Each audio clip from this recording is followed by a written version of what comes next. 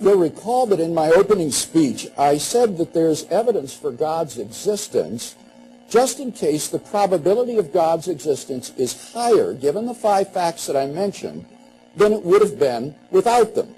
This is the standard definition of is evidence for used in probability theory. And I'm astonished to hear Dr. Krauss attacking logic and Bayesian probability theory as the basis for his argument. That is simply unsound. You cannot deny logic without assuming logic in order to deny it. It's a self-defeating situation. Now, of course, quantum mechanics is surprising and shocking, paradoxical, but it's not illogical. It is not as though contradictions are true. So in affirming and going with the rules of logic and with probability theory, I am right in line with rational thought. And if the price of atheism is irrationality, well, then I'll lead them to it. Now, he says, but extraordinary claims require extraordinary evidence. David Hume's argument against miracles is sound. Here, what you need to understand is that that claim is demonstrably false. It is not true. Hume didn't understand the probability calculus. It wasn't yet developed in his day. His argument neglects the crucial probability that we would have the evidence which we do if the miracle in question had not occurred. And that factor can completely balance out any intrinsic improbability that you might think occurs in a miracle. In any case, why think that a miracle like the resurrection is intrinsically improbable? I think what's improbable is that Jesus rose naturally from the dead. But of course, that's not the hypothesis. The hypothesis is that God raised Jesus from the dead. And you can't show that's intrinsically improbable unless you're prepared to argue that the existence of God is improbable. And Dr. Krauss isn't doing that tonight. That's not the debate topic, as he explained. The topic tonight is there evidence for God? And so we're not assessing the prior probabilities of whether or not God's existence is intrinsically probable or not. And so I think that the approach that I'm taking tonight is right in line with probability theory and does show that given the facts that I've laid out, God's existence is more probable than it would have been without them. He says, but there could be better evidence. God could rearrange the stars in the sky. You know, if the stars did that, that would be vastly more probable than the fine-tuning of the initial conditions of the universe that I discussed. And therefore, if that would be good evidence for the existence of God, so is the fine-tuning that I've discussed already. He says, but 2 plus 2 does not necessarily equal 5. 2 plus 2 equals 5 follows from the axioms of Peano arithmetic, which are necessary truths. I cannot believe that he would deny logical, necessary mathematical truths in order to avoid theism. So let's talk first about the existence of contingent beings. Here I explained that contingent beings are more probable given God's existence than given atheism. Dr. Krauss will have to say that the existence of contingent beings is just as probable on atheism as it is on theism. But that seems incorrect because atheism has no explanation for the existence of contingent beings. Dr. Krauss says, well, accidents just happen. Your friend might break a leg after having a dream. But notice that there are explanations for accidents. That's why when something goes wrong, for example, in a space shuttle launch, we look for the cause of what made the accident occur. He says, well, is the universe contingent? Perhaps the universe it doesn't exist necessarily. My argument was that the universe doesn't exist necessarily, that it's contingent in its being. Scientists regularly discuss other models of the universe that are logically possible. The universe is governed by different laws of nature, and therefore clearly the universe is not ultimate in the sense of being self-explanatory. And you can't say that it's contingent and yet ultimate without explanation, because that would be arbitrary and unjustified. It commits what's been called the taxi cab fallacy, which is thinking you can dismiss the need for explanation when you arrive at your desired destination, and it's simply arbitrary to apply the explanatory principle everywhere else in life, but then deny it when you get to the existence of the universe itself. What about the origin of the universe? Here he says that the universe doesn't need to begin to exist because we know in mathematics how to deal with infinities, for example, how to sum infinities. Well, of course in mathematics you can do that. Mathematics has certain conventions and rules that you use to prevent contradictions from occurring. For example, in transfinite arithmetic, the inverse operations of subtraction and division are prohibited because they lead to contradictions. But while you can slap the hand of the mathematician who tries to break the rules, if you've got, say, an infinite number of baseball cards, you can't stop someone from giving away part of the cards. And so you will have contradictions when you translate it into reality. It may be possible on paper in the realm of mathematics, but it's not possible in the realm of reality. And lest you think that this is not reasoning that impresses contemporary scientists, let me quote from George Ellis, a great cosmologist, when he asked, can there be an infinite set of really existing universes? He says, we suggest on the basis of well-known philosophical arguments that the answer is no, and therefore they reject a realized past infinity in time. Now, what about the Big Bang confirmation? Dr. Krauss appeals to Stephen Hawking's model. Hawking's model involves an absolute beginning of the universe. It has a beginning of the universe, though it doesn't have a beginning point of infinite density. He says, but it can come into being out of nothingness because nothing is unstable. This is the grossly misleading use of nothingness for describing the quantum vacuum, which is empty space filled with vacuum energy. It is a rich physical reality described by physical laws and having a physical structure. If a religious person were to so seriously misrepresent a scientific theory as this, he would be accused of deliberate distortion and abuse of science, and I think rightly so. What the quantum vacuum is a roiling sea of energy. It is not nothing. As Dr. Krauss himself has said, and I quote, by nothing, I don't mean nothing. Nothing isn't nothing anymore in physics. Empty space is not empty. Nothing is really a bubbling, boiling brew of virtual particles. And my point is that that quantum vacuum state cannot be eternal in the past. That was the implication of the Born-Guth-Vilenkin theorem. Listen to what Vilenkin writes. He says, it is said that an argument is what convinces reasonable men, and a proof is what it takes to convince even an unreasonable man. With the proof now in place, cosmologists can no longer hide behind the possibility of a past eternal universe. They have to face the problem of a cosmic beginning. And given the absolute beginning of the universe, the beginning of the quantum vacuum, God's existence is obviously more probable than it would have been without it. As for the fine-tuning of the universe, all Dr. Krauss said is that the universe is not fine-tuned for human life. I agree completely. It is fine-tuned for the existence of intelligent, embodied, interactive agents, but not necessarily human beings. And the chances of that happening are so infinitesimal that it's far more probable to think that this is the result of design. What about objective moral values and duties in the world? Here, he doesn't deny that objective moral values and duties would not exist without God. Indeed, on Dr. Krauss's view, you do not have objective moral duties because you don't have free will. He says in his lecture, I don't think we have free will. But then moral duties are impossible because it's an ethical maxim that ought implies can. If you cannot avoid an action, then you're not morally responsible for it. And so there cannot be objective moral duties in a deterministic universe. But I submit to you that that is just utterly implausible. And here I'll appeal to Sam Harris in his recent book, The Moral Landscape. Harris says that there is only one person in the world who held down a struggling, screaming little girl and cut off her genitals with a septic blade and then sewed her back up. The only question would be how severely he should be punished. It would not be a question that he had done something horribly, objectively wrong.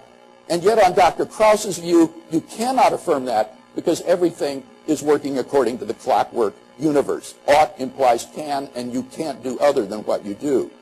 As for moral values, Dr. Krauss says reality is that which, when you stop believing in it, is still there.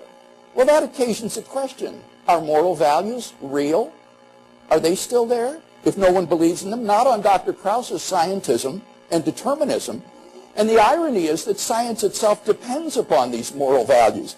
Dr. Krauss has said in his lecture, the ethos of science includes honesty, open-mindedness, creativity, anti-authoritarianism, full disclosure, the basis of what is a moral society. But the problem is these are all illusions on his view, so that science ultimately is predicated upon illusion, which I submit is implausible.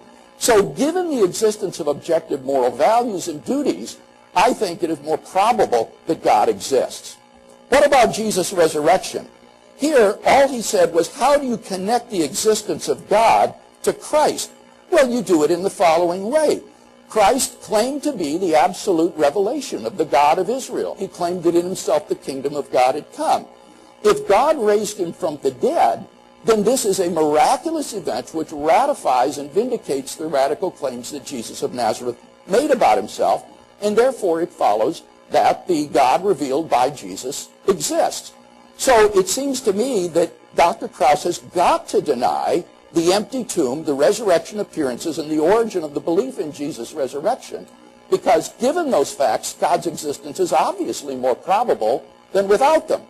And yet that would put him in conflict with the majority of New Testament historians today on a subject about which I think he would admit he knows very little. So given the facts accepted by the majority of historians, it seems to me that it is much more probable that God exists and that God raised Jesus from the dead than otherwise. In summary, then, it seems to me that when you look at this evidence, clearly God's existence is more probable given these facts than it would have been without them. And that's all that needs to be established in order to show that there is evidence for the existence of God. Thank you, Dr. Craig. Dr. Krauss?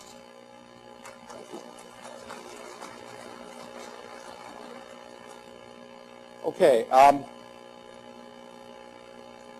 we don't understand the beginning of the universe. We don't understand if the universe had a cause. That is a fascinating possibility. By the way, there's the picture of the vacuum that Dr. Craig so adequately described that I talked about. It's not the nothing that I'm going to talk about in a second. It's one version of nothing. That's empty space. That's what it looks like according to the laws of quantum mechanics and relativity. Empty space is indeed a boiling, bubbling brew of particles. In fact, you have mass because of it. And each of these things appears with some random probability, completely contingent. You can't predict. You can't say that this particle appears and disappears at that place for an instant for a reason. There's no reason you can predict it. There's no insistent cause. It's a probability. It may happen. It may not. It's just the way the world works. But the beginning is fascinating. Now you have two choices. You can say it's a fascinating thing and we should investigate it. We should try and understand it. We should try and ask the question, is there a cause? And if there's a cause, what is it? That's what science has done. You know, Steven Weinberg, Nobel Prize-winning physicist, has said science doesn't make it impossible to believe in God, which is absolutely true. He says, however, it makes it possible to not believe in God. Because before God, everything's a miracle. Before God, earthquakes were a miracle. But what you could say is, well, I don't understand earthquakes, but maybe I'll try and understand them so that I can predict an earthquake so I can save people's lives in Japan the next time there might be one.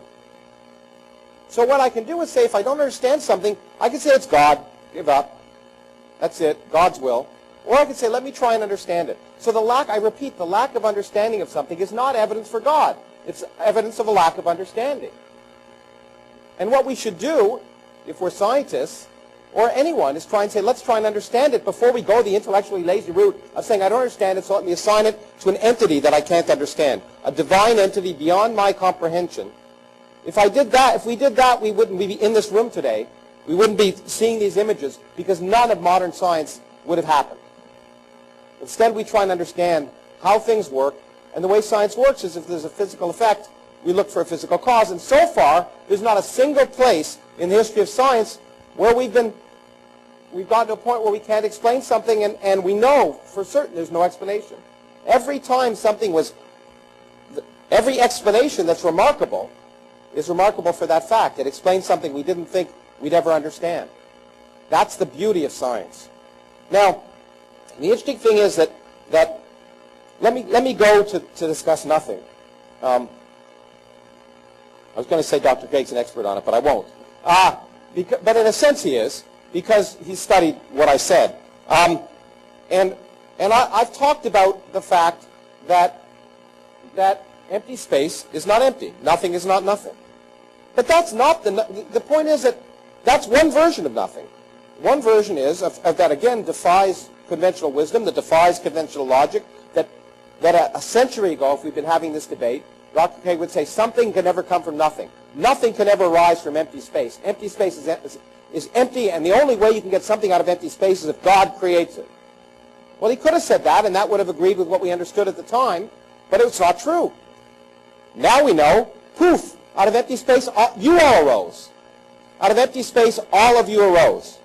Quantum fluctuations in the early history of the universe produced mass density fluctuations, which produced galaxies, stars, people.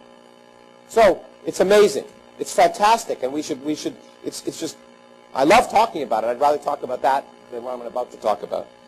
But that's not the only kind of nothing. The kind of nothing that I talked about that Stephen Hawking mentioned is a more extreme version of nothing. Still not, maybe you might argue, complete nothing. But in quantum gravity, and it's a theory we don't yet fully understand, but if we apply quantum mechanics to gravity, and gravity is the theory of space and time, that quantum mechanics tells us that space and time themselves, not the space in which these things are appearing, but space itself spontaneously appears. There was no space, there was no time, and a region of space and time spontaneously appears. It's very different than the quantum fluctuations that are happening in empty space, in which Dr. Craig talked about. I agree. That's not complete nothing. It's a version of nothing, and itself it's so remarkable that we should be amazed by it. But quantum gravity says that space and time can come out of nothing, so that where there's no space, no time. Now, Dr. Craig, I could let him wait and rebut this and then rebut it again in the next one, but I'll give him a break. You might say, Dr. Craig would say, I think, and I bet he would be writing this note because I'd be if I were him, but that's not nothing either. Because nothing, at least there are laws. At least there are laws. So the laws were there of which empty space arose. So space, indeed there was nothing in the conventional sense that there was no space, no time, no universe. It's perfectly plausible that a universe can be created where there was no space before. In fact, again, in quantum gravity, it's not only plausible, it's required. It's required that you cannot have that event not happen somewhere. But the laws are there. Well, it turns out, the interesting thing about some of the work that Alan Guth and Alex Valenkin, good friends of mine, have been working on, and I discuss with them all the time, you will notice if you read their paper, unlike Dr. Craig, that you will not see the word God mentioned anywhere in their paper. Because although they talk about a theorem of an absolute beginning, they do not in any way say that this proves the existence of God or this is evidence for God. In fact, you won't find it anywhere. But what you will find is an interesting discussion that this suggests that, in fact, that there are required to be many universes.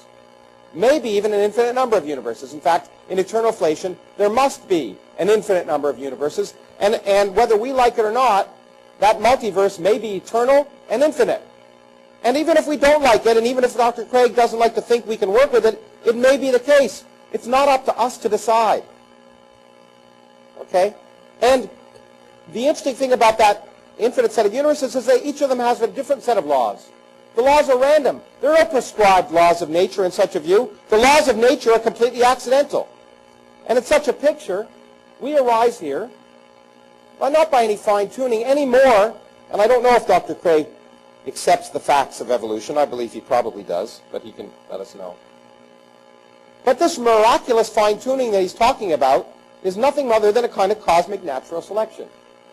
We find ourselves living in a universe in which we can live. It's nothing more profound than that. We don't find ourselves living in a universe in which we couldn't live. It's like, as Andre Linde, who also works with Alan Guth and Valenkin on these topics, has said, if you were an intelligent fish, you might ask the question, why is the universe made of water? The answer would be, because if it wasn't made of water, you wouldn't be around to ask the question.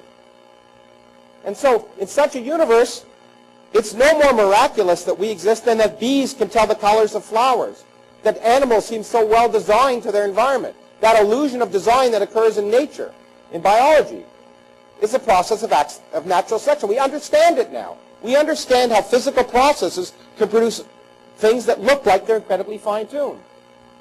We understand that you don't need supernatural imposition to make what appears to be fine-tuning. But, in fact, you know, let me just say that philosophy and nothing, when we talk, what nothing is, to go back, it's something I really think it's important. I want to go back to what I was going to say before. That nothing, philosophy has taught us something about nothing. What it's taught us of is that the definition of nothing is that which philosophy has taught us about nothing. Because what we learn to understand when it comes to nothingness is not what we think in our minds, but what the world tells us. This is one kind of nothing. The nothingness in Hawking's theory is another kind of nothing. And the nothingness in which there's no laws of nature, they're random, they occur with different laws everywhere, and physics is environmental accident, is another kind of nothing. Another kind of universe without cause, multiverse without cause, without beginning, without end. We don't know what the right answer is, but we're willing to look at all the possibilities, but none of them require anything supernatural. Now, in fact, let me go back to the statement I made earlier, which was kind of ad hominem, and now I'm trying to explain why Dr. Craig why evidence, as he's described it, is not evidence in science. First of all, a probability of greater than 50% is not evidence of anything. It's evidence that there's a possibility that a construct might be right. There's also a possibility that it might be wrong. For example, in my own field of dark matter detection, one of the things I work in, there was a recent discovery of several events, and the experimentalists that may be due to these dark matter particles. 2 events where you predict none. You find that the probability of that is of that being due to pure accident is 1 part in 10. A 10% probability of that being a mere accident, 90% probability of it being perhaps due to dark matter. The experiment, however, did not claim evidence for dark matter, because we don't claim 90% evidence is good enough, especially for an extraordinary claim. We require 2, 3, or 4 sigma or 5 sigma effects. So when we have a 10% likelihood that something's an accident, it could be an accident. We never claim discovery based on that. Now, the other thing that surprised me is Dr. Craig claimed to talk about Bayesian statistics. The key aspect of probability, Bayesian probabilities as we use them in science, is that if your conclusions change dramatically depending upon your prior, then you haven't proved anything. And all of his conclusions, of course, are dramatically dependent upon his assumption that God exists. If you just allow for the question you have to ask in every one of his cases, from the fact that we're here and we didn't have to be here, the fact that the universe may or may not have an origin, the fact that there's fine-tuning, although I will get in the last minute to the fact that there isn't fine-tuning, the fact that there may or may not be objective values, and the fact that Jesus of Nazareth claimed he was God, you can ask yourself, is it equally plausible that we're here by physical phenomena, that the universe had a beginning that was produced by physics, that there's fine-tuning that happened in the same way as fine-tuning in biology appears to happen by natural causes, that objective moral values may or may not exist, doesn't prove anything, and that Jesus may have thought he was God, but wasn't God. Is that equally plausible? I think I'll say, well, given that I have 30 seconds left, I think I will just say that the fine-tuning argument, which I promise I'll get to in the next phase, is not fine-tuning at all. The laws of physics can change dramatically. In fact, what Dr. Craig said is that the laws of nature are fine-tuned for any intelligence is not true. We don't know what any intelligence could be like. What we do know is they allow us. So he got it exactly wrong. They allow humans, but we don't know if any other kind of intelligence could exist. Since I'm told to stop, I will stop. Thank you, Dr. Krauss.